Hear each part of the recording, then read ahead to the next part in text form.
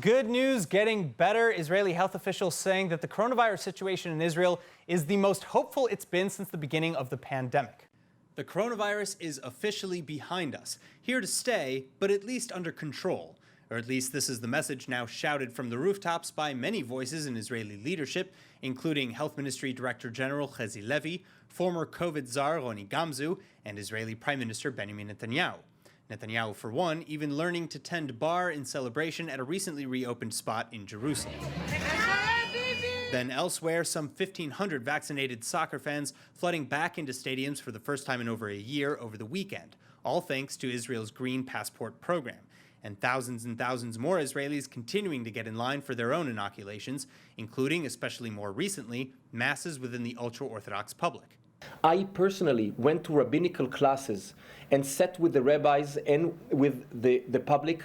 We have had an open discussion about vaccine safety and effectiveness, and the bottom line was that the rabbis have declared a rabbinical verdict that the vaccine is safe and effective and should be taken, and this is why we see now a very good uptake of the vaccines in this ultra-Orthodox community. At first, people were hesitant, but now more and more people, like myself, I was vaccinated today actually, are coming to be vaccinated. We understand the seriousness of the situation. Meanwhile, to extend the vaccine drive to the under 16-year-old population, Israel and vaccine manufacturer Pfizer-BioNTech still conducting ongoing clinical trials.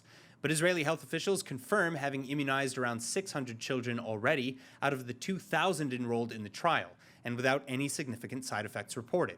Health Ministry Director General Chezi Levi then saying that he hopes to officially open vaccinations to the 12 through 16 age group by May or June this year.